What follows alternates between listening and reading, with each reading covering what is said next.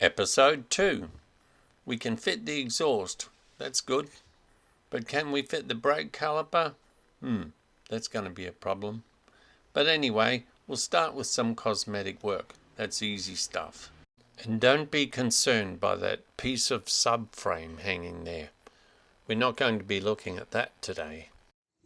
I'm not using the top fairing stay, so the mounts can be removed. That's these.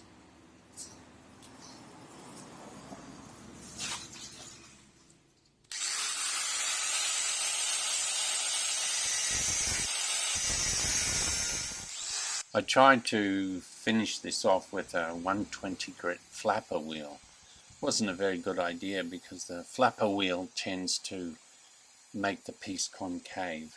So I went back to just the 1mm cut-off disc on the other side with a much better result.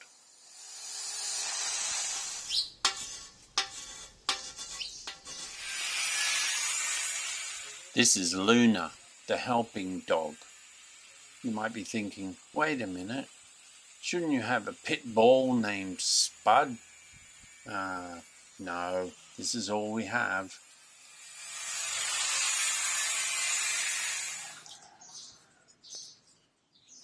Nearly ready for welding. In episode 1, I mentioned X and Y, using lasers in 3D space. And I only had a crosshair laser from the rear. And I forgot to mention, how do I get the 3 dimensions? How do you get the 3 axes? I use a ceiling mounted crosshair laser. And that's how you get the lateral plane with the ceiling laser.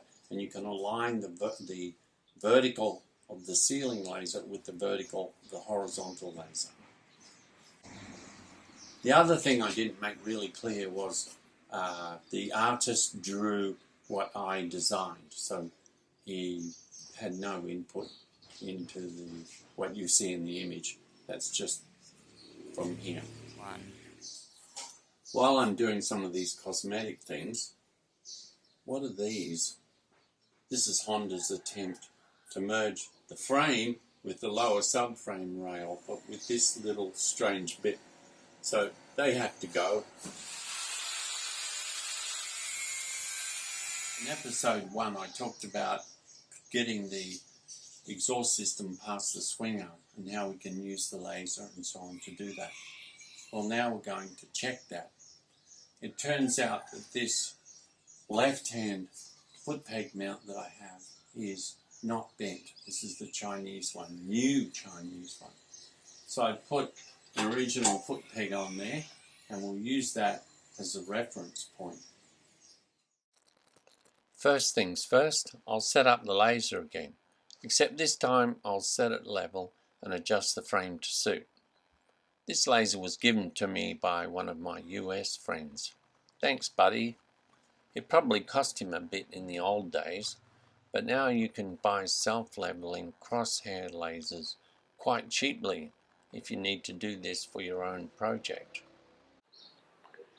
Alright, let's get this squared up and try and take some useful measurements for this foot peg mount. So the laser's on and we're almost there, but I'm adjusting the frame now.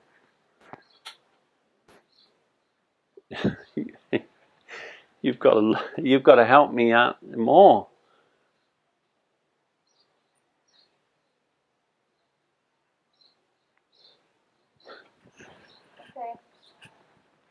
Okay. My wife's help. Oh, sorry. Oh. Back? Yeah. Back more.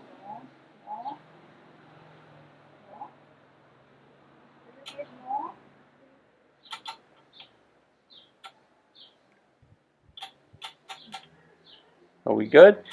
How is it? Uh-huh.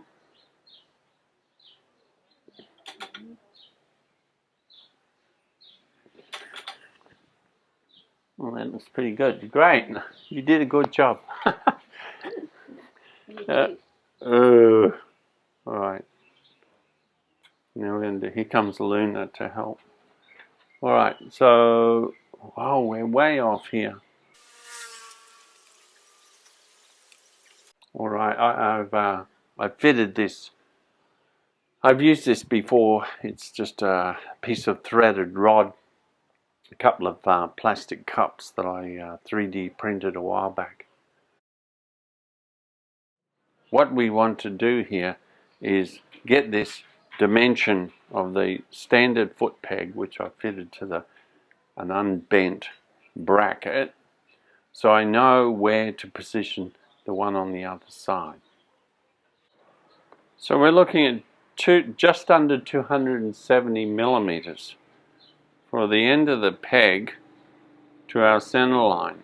For the CBR600 model that has the exhaust under the seat, they made the bracket curved. Can you see this curve here? So this was part of the solution. This is from a 2006 Honda. It's a Chinese copy, but I just bought it to have a look how they did it. And they put the foot brake lever behind the bracket, whereas on these early models the foot peg levers go behind the foot peg, mounted next to the foot peg. Alright, so let's see how this looks. So we'll have a look now, where is our foot peg sitting? This is definitely shorter, this is 265, or even a little bit less. This is great news. So this means because we've got the curved peg here, and because the foot brake lever is mounted behind the bracket instead of as part of the peg, this peg is actually sitting in 5 millimeters, or about 5 millimeters less than the other side, which gives us more room for clearance here. So the next step is we put the swing arm in and we see how much clearance we've got. We'll use this as the test piece. We know we can go another 5 millimeters. Let's see how much clearance we've got, and do we have to cut into the swing arm or not. Okay, the swing arm is mounted, and here's our gap, which is considerable. You might notice that this new Chinese foot peg bracket is bent. The brake pivot is obviously not parallel with the swing arm center line. The important thing here is the length from the mounting bolt center line to the foot peg center line. On the OEM Honda part, that distance is about 130 millimeters, and this is what 130 millimeters looks like. So you can see we have to move the foot peg back about 23 millimeters, which is great. It's going to give us more room. Now, what is the size of the exhaust pipe that we're trying to fit through this hole, through this space? Well, the tailpipe of the MC22 has a diameter of 55 millimeters, which is about 23.8 square centimeters in cross-sectional area. So we need a profile that has at least the same area as the OEM pipe. And so my plan is to use rounded rectangular tube, which many people call oval. This smaller one has 1 3/8" diameter ends, and this gives a cross-sectional area of 25.3 square centimeters. And as you can see, there's loads of room here. Don't mind that foot brake lever pivot, it will be further back anyway. So there's no issue at all with this size. Now the other size is 1.5", and it has an area of 28.5 square centimeters. Which one I choose depends on what I choose to make the exhaust headers, the diameter for the exhaust headers. So they're going to be 4x2, and those 2x1 collectors, the output of those collectors will determine the diameter of these ends on this tube here. So Looking at this, even 1.5" has loads of clearance. You can drive a bus through there. And don't forget, we have to move the foot peg out another 5mm yet. So all of this is great news. It means we don't have to cut the swing arm or worry about clearance, and we also have plenty of space to fit in a good looking heat shield. I was going to talk about making these panels under the tank from carbon fibre, but oh well, that'll have to be episode 3, I guess. Look, a blue wheel. You might be thinking, where'd that come from? Well, I didn't start this project to make a YouTube video. I'd already started the project, so quite a few things in this are already finished. It's only after I saw Project Binky, highly recommended, on YouTube, that I thought, wow, there's a market for this. People want to see long-form videos that actually show how things are done. So why not? Here we are. Okay. I put the wheel in because I want to look at this rear brake caliper problem. You'll notice in the illustration that I had done that it doesn't use the Honda single piston rear caliper assembly. So what choices do we have to put a twin piston caliper on the back? All right. This one is very popular 2-piston rear caliper from Brembo. It's used a lot for this purpose, but there's a problem with that. So I'm going to show you what that problem is.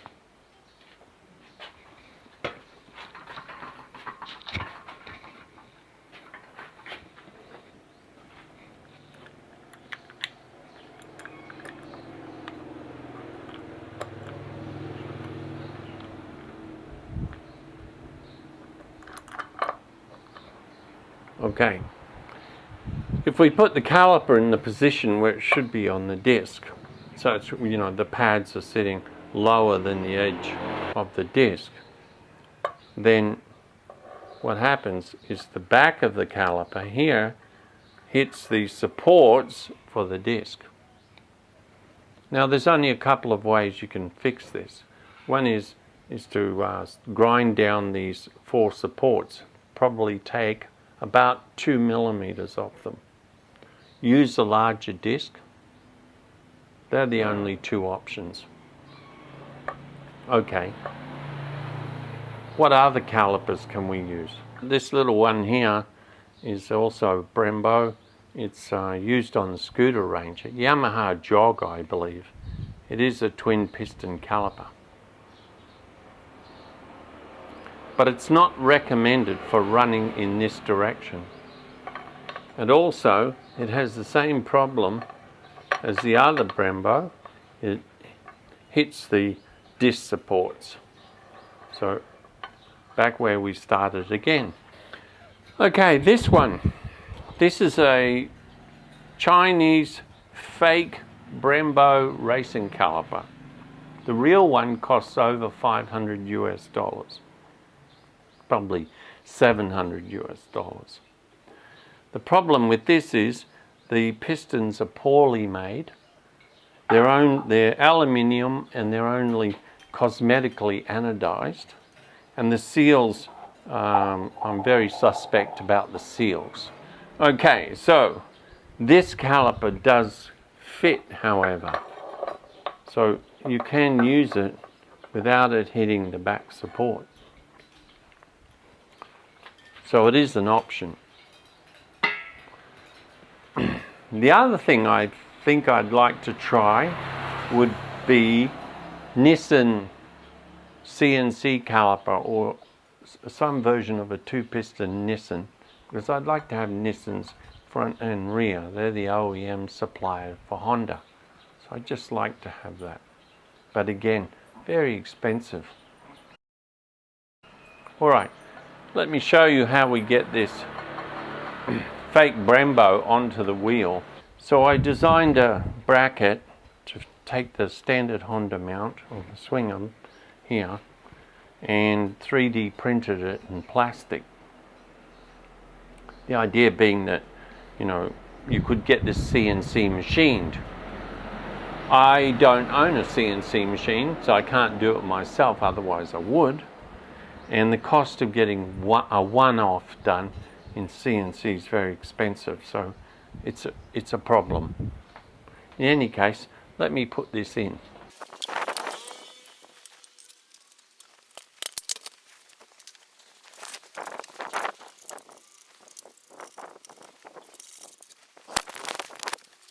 Okay, the wheel spins, looks great.